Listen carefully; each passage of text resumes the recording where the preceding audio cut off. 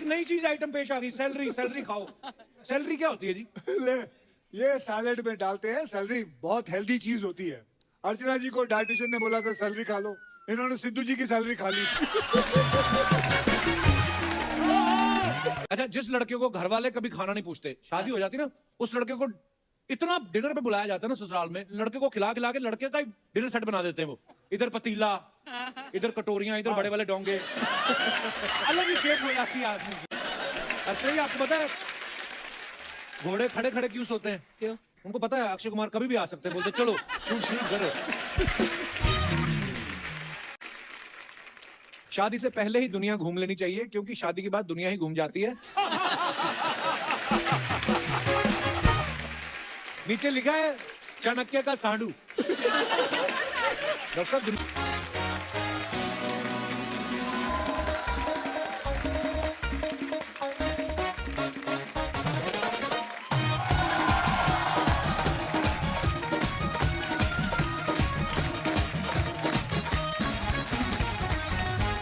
Please अपनी अपनी सीटों पे विराजमान हो जाइए।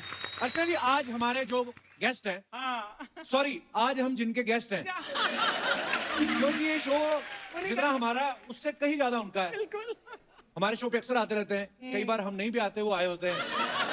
तो जोरदार तालियां हो जाए the very fit, the very energetic superstar Akshay Kumar के लिए। वो तालियां अक्षय बाजी के लिए। वो लड़की वाई क्राइम? सर से मिलना है। तो सर माइक दो तो पहले आप ही बात कर लो अक्षय भाई। जब से आपने एंट्री की तब से रो रही है। आ जाओ। कम या हाँ, करो ना बात, आपके सामने है। बोलिए। अब क्या मैं पैक करा के दे दूं आपको क्या? सर, मैं आपकी बहुत बड़ी फैन हूँ। मैंने बहुत कितनी धन्यवाद बार इसके ट्राई लिए। किया है, पर अरे एक बार अच्छा, इधर आ जाओ। गो। आइए। का नाम क्या है आपका? मीनल। मीनल का है। अरे अच्छा, आओ। चलो बोलो। मैंने 3 बार ट्राई किया, पर मैं मिल नहीं सकी। आज कौन नहीं मिलने देता है? कपिल। नहीं सर, मैंने बहुत ट्राई किया। कलीना एयरपोर्ट पे गई, वहाँ भी मिलने नहीं पाई। उधर क्यों काम करते हैं एयरपोर्ट पे? कलीना एयरपोर्ट पे ही मिलेंगे ज्यादा। अच्छा। मैं अपनी बच्ची को घर पे रख के आई हूँ, बड़ौदा से आई हूँ यहाँ। अच्छा जी, सो स्वीट यार। जो कहीं नहीं मिलता वो कपिल शर्मा शो में मिल जाएगा। सर, प्लीज, सही बात है। जब भी कपिल शर्मा शो में सर आते हैं, मैं उनका हर एपिसोड देखती हूँ। 3 बार 4 बार। देखने के लिए बनाते हैं हम। ठीक है, जाओ। शुक्रिया मीनल, आपके प्यार के लिए। और अक्षय पाजी के लिए जोरदार तालियां।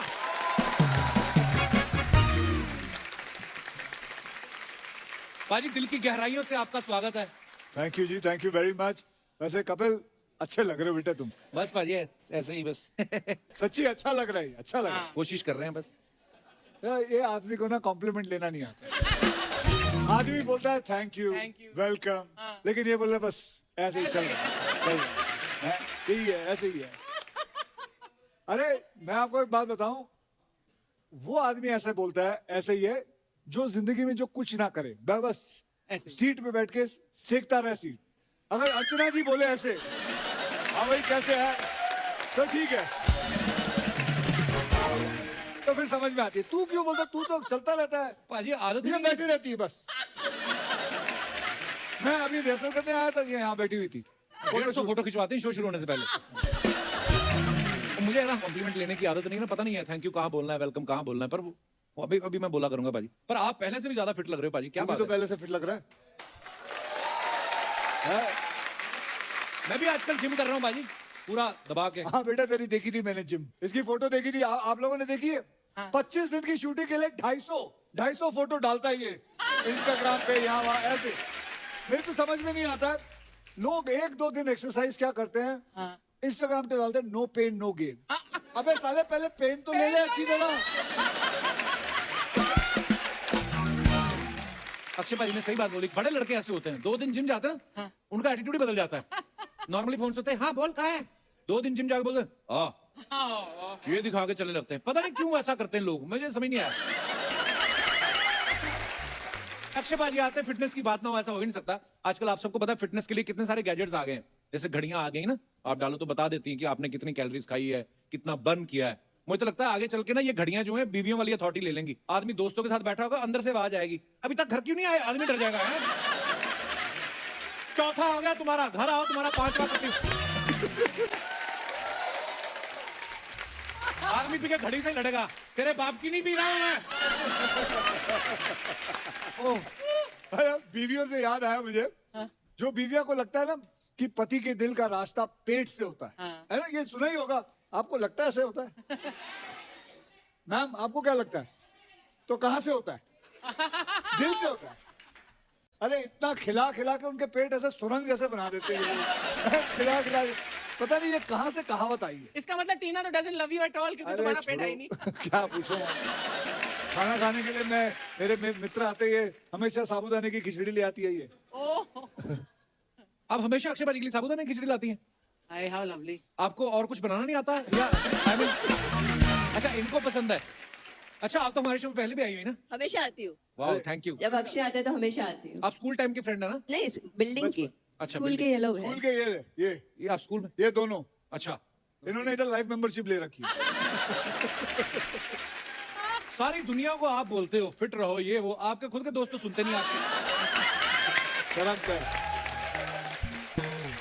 नहीं सर, शर्म बड़े कर। बड़े फिट सुन लग ले। रहे हो आप। मैं मजाक कर रहा हूँ सर। अभी अगली बारी आएगा, बेइज्जती मत करवाइयो। अच्छा जिस लड़के को घर वाले कभी खाना नहीं पूछते, शादी हो जाती ना, उस लड़के को इतना डिनर पे बुलाया जाता है ना ससुराल में, लड़के को खिला खिला के लड़के का डिनर सेट बना देते हैं वो। इधर पतीला, इधर कटोरियां, इधर बड़े वाले डोंगे। अलग ही शेप हो जाती है आदमी की। वैसे एक बात है, कई लोग तो खुद के डॉक्टर भी बन जाते हैं। हाँ ये खाओ, ये पियो। जैसे मेरे घर के पास है ना एक आदमी है, चाहे कुछ भी हो जाए वो कहेगा भाई पपीता खाओ, बीमार पड़ गए पपीता खाओ, वजन कम करना पपीता खाओ, है गर्मी हो रही है पपीता खाओ, ठंडी हो गई है पपीता खाओ। बाद में मुझे पता चला साला लोखंड वाला मार्केट में पपीता बेचता था। कसम से। पपीता खाओ, पपीता खाओ। पर अच्छा एक चीज से आप सब एग्री करेंगे, जितनी भी स्वाद वाली चीजें हैं वो मना करते हैं डॉक्टर, इसमें कैलोरीज बहुत है। तो बंदा मेरे जैसा खाए तो खाए क्या फिर? क्या खाए मत? क्यों? लौकी के परांठे खाओ, हाय हाय हैं? लौकी। कद्दू के परांठे खाओ, हैं? टिंडे के खाओ, हाँ करेले के खाओ। हाय हाय। तो करे क्यों क्यों हैं? करेले करेले के परांठे बनते हैं। हैं? उनका मुंह ही लौकी जैसा होगा करेला सुन के। करेला की बात है। आप सही बोल रही है, करेला होता ही मना करने के लिए। अच्छा एक काम करो, इधर बताओ भाई किन किन को करेला अच्छा लगता है, हाथ खड़े करो। ले भाई ले, और सुन ले। 200 में से 8 लोगों को अच्छा लग गया तो क्या? 8 है ये, 12 ले लो। 12 है। 15 से ज्यादा नहीं भाई साहब। कितना भी सैलड खा लो, मैंने देखा ना तो पेट भरता है ना स्वाद आता है। सैलड का भी मुझे समझ नहीं। सैलेड की बात कर रहा है ये आदमी, कहाँ से होगा इसका फायदा? तेरे को मैंने उस दिन देखा था, इतना तू खा रहा था सैलेड, कितना मसाला डालता तू। मजा नहीं आता लाइफ में, बस स्पाइसी मांगता है। ऐसी बात है। कभी आपने किसी शादी में सुना है कि फूफा नाराज हो गया हो कि नहीं यार शादी करेले की सब्जी नहीं थी? कोई नहीं कहता कि उधर कोई बोला कि मम्मी मम्मी जल्दी आओ, उधर कद्दू की सब्जी खुल गई। कोई नहीं, सब आइसक्रीम की तरफ भागते हैं। इसको खुश करने के चक्कर में ये सब। नहीं भाई मैं डेली वॉक करता हूँ, बकायदा, ऐसी बात नहीं है। ये वॉक करता है, हाथियों जितना पेल के चींटी जितना चलता है यार। अबे 10 किलोमीटर दौड़ा कर, 10 किलोमीटर दौड़ेगा फिर तू जो खाना खा, हाँ वो हजम होगा। 10 कदम चलता नहीं भाई। हाय ए प्लेट कचौरी की लगाइयो भाई, थोड़ी थोड़ी जलेबी दे दे भाई, राजमा चावल पेल लो, डिनर में बटर चिकन पेल लो, फिर बाद में उसके बाद हालात, और उसके बाद रात को सोने से पहले एक ग्रीन टी बना देना। साला ग्रीन टी पीता है क्या? बड़ा अपने शरीर के ऊपर एहसान करता है ग्रीन टी, एक छोटा सा पी के लास्ट में। सही बोल रहे पाजी, जिम से ज्यादा जो जरूरी है ना वो डाइट होती है आपकी। डाइट के लिए आदमी भागदौड़ कर रहा है। मैंने देखा, एक तो ना मुझे समझ में नहीं आता, ये जो ट्रेनर लोग होते हैं ना फैंसी चीजें बता देते हैं कि आप खाने में किनुआ खाओ, आप ये खाओ, और ये ऐसी चीजें होती है जो एक ही जगह से कभी नहीं मिलती। एक जगह से आप ब्रोकली ले लो, दूसरी जगह से किनुआ ले लो, एस्पैरागस ले लो, हैं? अच्छा एक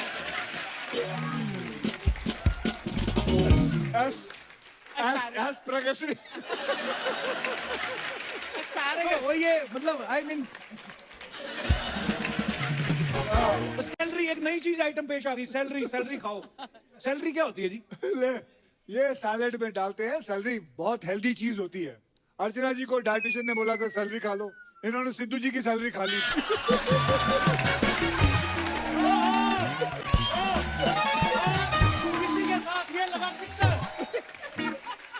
पर मैं एक बात आप लोगों को कहना चाहूंगा कि आप जैसे, मैं आपको बताऊंगा, जैसे हो, पतले हो, मोटे हो, जैसे भी हो, अपने आप को एक्सेप्ट करो। दिमाग से हेल्दी रहना सबसे ज्यादा जरूरी है। वेरी बिल्कुल। ओके, जल्दी, मैं ये कहूंगा साथ में ये भी, जल्दी फिट होने के चक्कर में कोई अननेचुरल चीज मत करना। अच्छा खाओ, अच्छा सोचो, अच्छी बातें करो, शरीर के साथ दिमाग भी फिट रहेगा, समझे? बस यही कहना चाहूंगा। ये बात तो है, जैसे अक्षय पाजी हमेशा फिट रहते हैं, हमेशा से। ये नहीं कि फिल्म करने के लिए, तो कई बार होता है ना कि आदमी किसी मकसद के लिए, इसीलिए तो ऐसे बड़े बड़े योद्धाओं के रोल करते हैं। हाथ में तलवार पकड़ी, लगता है किरदार में है। अब ये पांडे को तलवार दे दो, लगेगा ही नहीं ये योद्धा है। देख के लगेगा कि पक्का योद्धा कहीं लड़ रहा है, और ये तलवार उसने मंगवाई है, देने जा रहा है, लड़ेगा नहीं ये। और बाजी, जब आप ऐसा कॉस्ट्यूम ड्रामा करते हो, है ना, बड़े बड़े नायकों के रोल जब करते हो आप, बड़े बड़े कपड़े, बड़े सब पहनते हैं, अंग रक्षक वो जो पहनते हैं, बड़ी तलवार, तो कितना मुश्किल होता है पाजी संभालना, क्योंकि नॉर्मल लाइफ में तो हम ऐसे कपड़े पहनते नहीं ना। ये तो चलिए हमने जो पहना है, जैसे मेरी पिक्चर सम्राट पृथ्वीराज चौहान में जो हमने पहना है वो करीबन 4-5 किलो की थी। अच्छा जी। लेकिन एक्चुअल जो योद्धा थे, एक्चुअल सम्राट पृथ्वीराज चौहान, इनके होते थे करीबन 35-40 किलो के। किलो के, और हाथ में तलवार कितनी बड़ी होती थी। हाँ। उनके जैसे मतलब योद्धा जो होते थे, जो लड़ाई, असली लड़ाई, और क्या घी खाते थे। उस समय सैलरी वगैरह आती नहीं थी ना, एस्पैरागस वगैरह नहीं मिलते थे, तो घी खाते थे वो। पर पाजी बहुत बहुत मुबारक आपको, बड़ी कमाल की फिल्म लग रही है, आप बड़े अच्छे लग रहे हो पाजी इस रोल में। तो पाजी ये एक सवाल था अर्चना जी का, ये बोली थी कि इस फिल्म के लिए आपने नॉर्मल पेमेंट ली है कि आपने बोला ये मैं जो घोड़ा दौड़ा रहा हूँ, जहां तक दौड़ेगा वहां की जमीन मेरी, ऐसे ऐसा कोई कार्यक्रम हो ही नहीं सकता इसका जहाँ ये मेरे सैलरी की बात करता है। इसको पता करना होता है कि मैं क्या ले रहा हूँ, कितने पैसे आ रहे हैं, मेरा बैंक अकाउंट कौन से बैंक में है। इस आदमी से बर्दाश्त ही नहीं होता, बर्दाश्त ही नहीं कर पाता है। नहीं मैं ऐसे अर्चना जी मत पूछवाया करो ऐसे सवाल आप।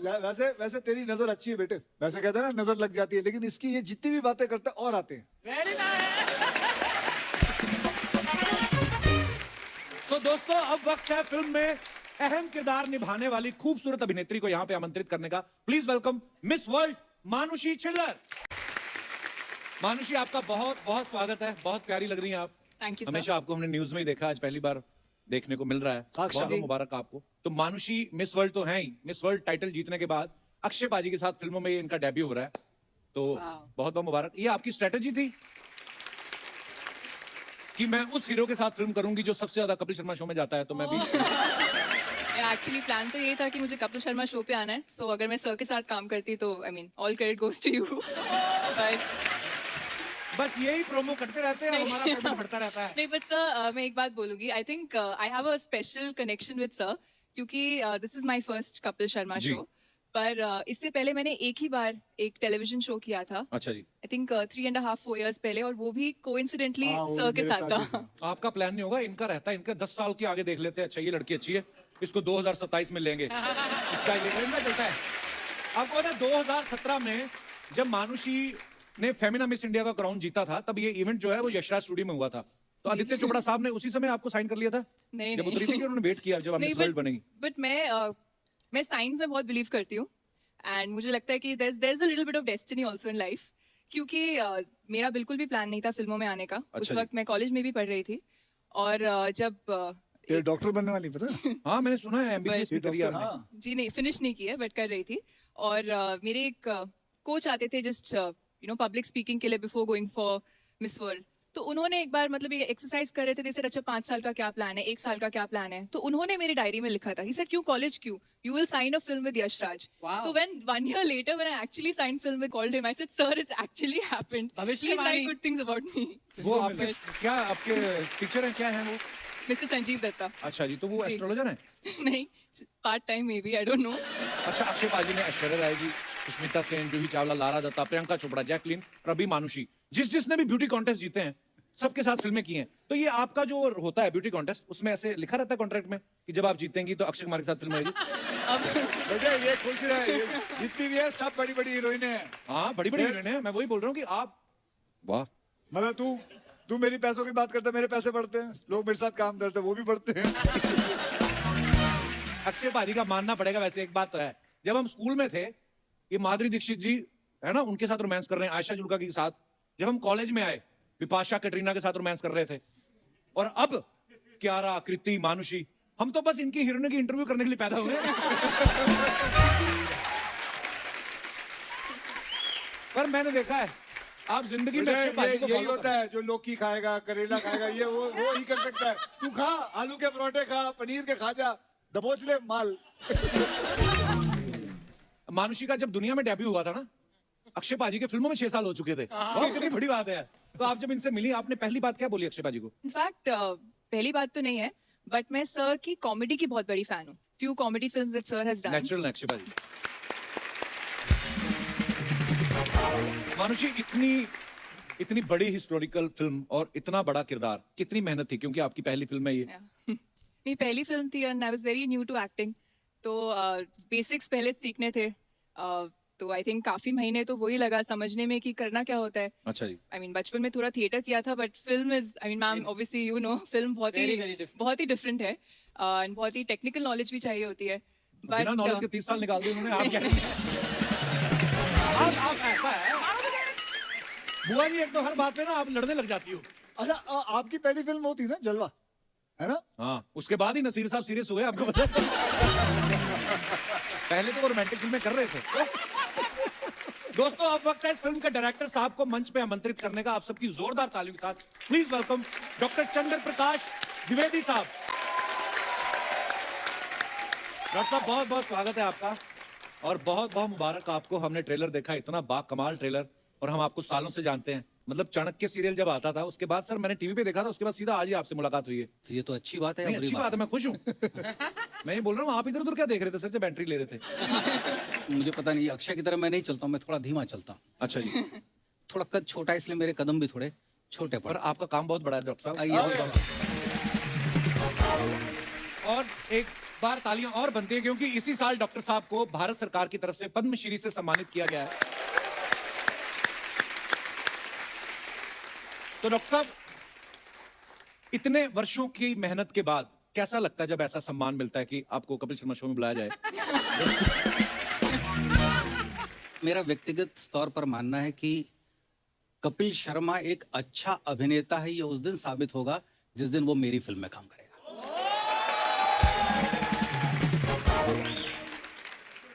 आप लोग हैं कि ऐसे ही बात करके चले मिलते जाओ? नहीं, मैंने सुना कि 18 साल इन्होंने मेहनत की, उसके बाद अक्षय भाजी को लिया। मेरे को कब लोगे आप? 2060 में?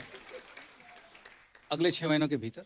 पक्का सर? पक्का। सर मैं मजाक नहीं कर रहा हूं, मैं आपको मैं ना I am a fantastic actor.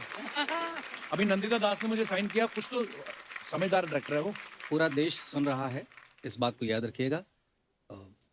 इसने जीवन में कोई बहुत श्रेष्ठ काम किया होगा तो वो मेरे साथ करेगा। मुझे समझ नहीं आ रहा कि डॉक्टर साहब मेरी तारीफ कर रहे हैं कि अपनी करी जा रहे हैं।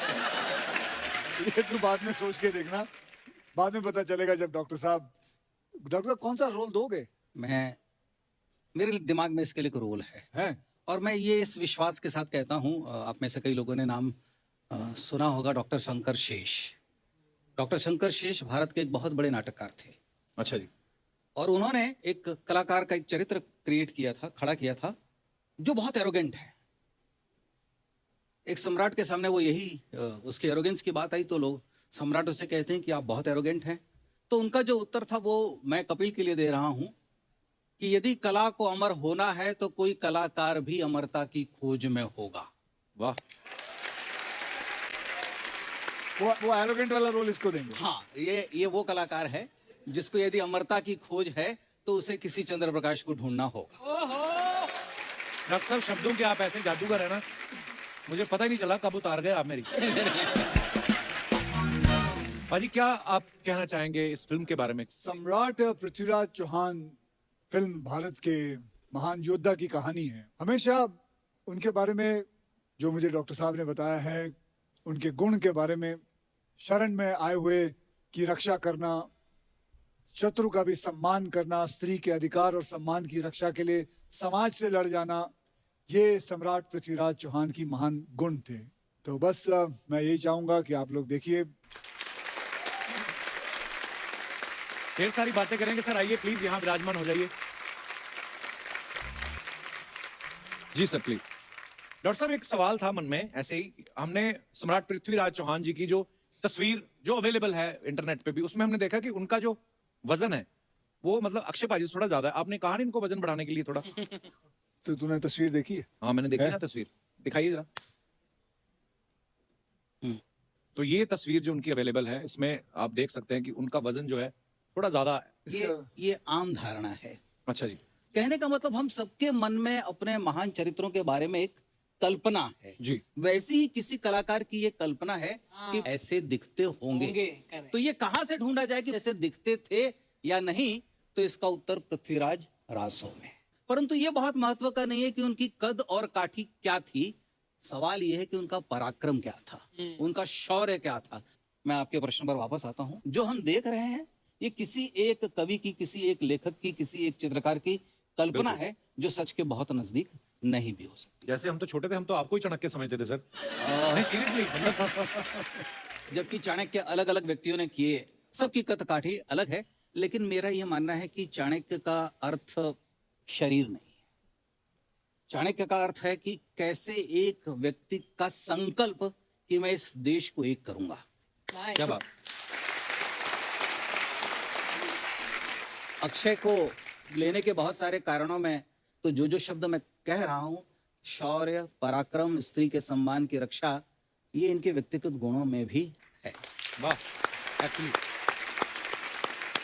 अच्छा इतने गुणी विद्वान आदमी सामने बैठे होना, तो सर पता क्या है, हमारा ना थोड़ी हमारी बातें वैसी रहती हैं। मैं आपको फ्रैंकली बताता हूँ, मेरा एक सवाल था आपसे ये कि जैसे हम नई गाड़ी लेकर निकलते हैं, आरटीओ वाले कभी कभी देखते हैं ना पेपर चेक कराओ, तो जब आप ऐसी हिस्टोरिकल फिल्म लेके जाते हो किसी प्रोड्यूसर के पास, तो वो पेपर देखते हैं कि पेपर दिखाओ कि कितनी रिसर्च है आपकी, ये होता है? अरे डॉक्टर साहब को कौन पूछेगा रिसर्च? नहीं, मैं एक कौन बात पूछेगा कहूंगा, रिसर्च? शायद ही कोई निर्देशक ऐसा होगा जो ये कहेगा कि उसकी हर दिन परीक्षा नहीं होती।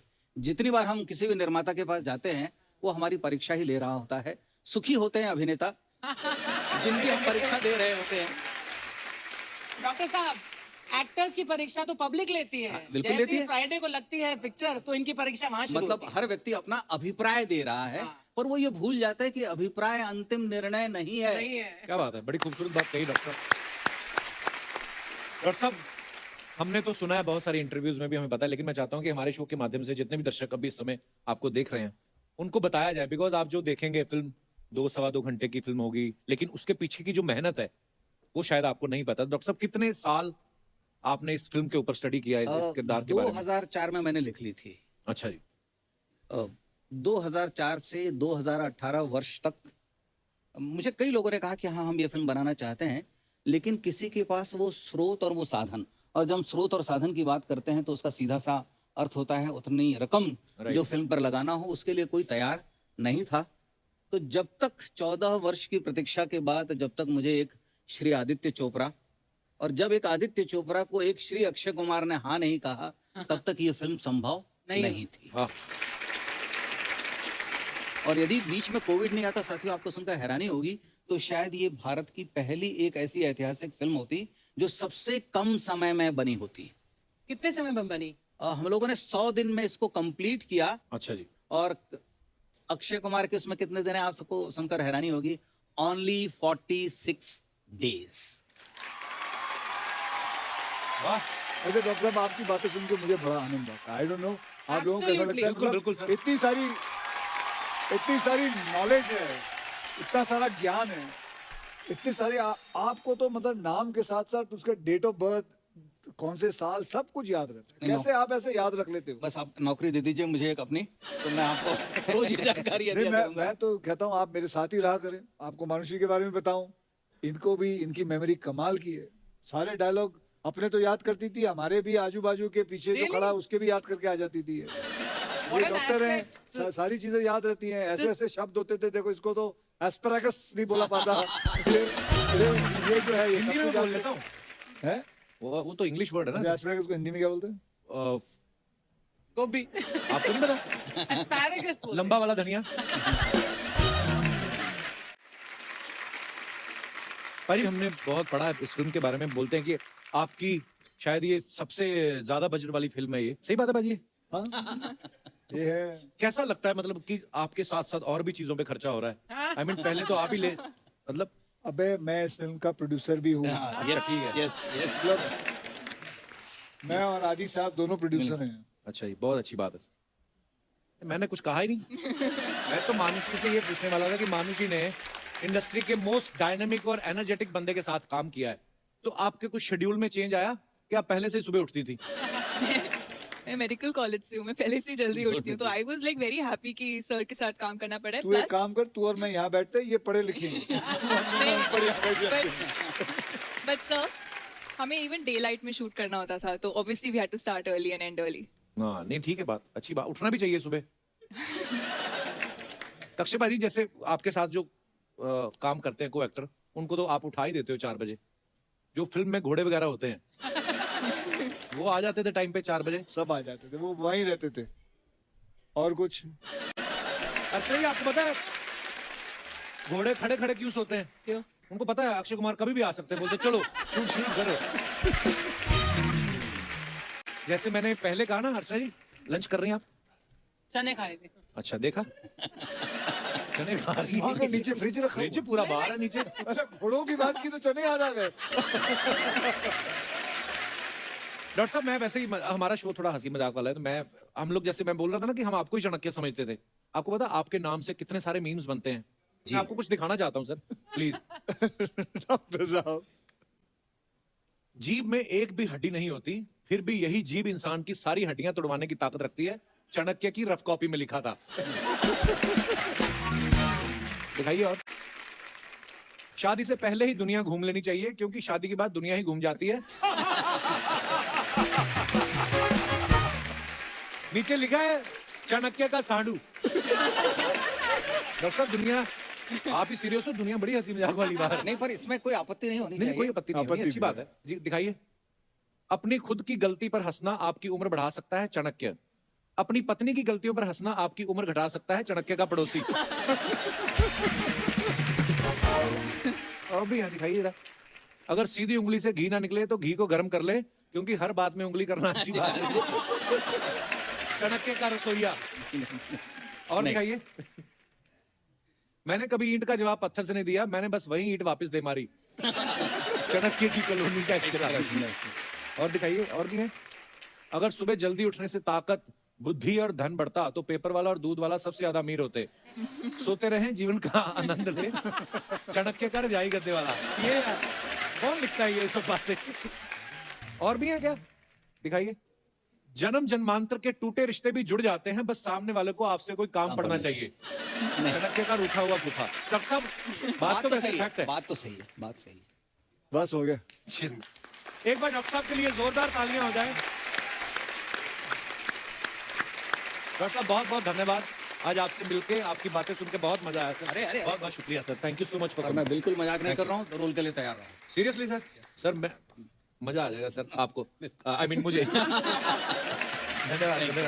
आइए।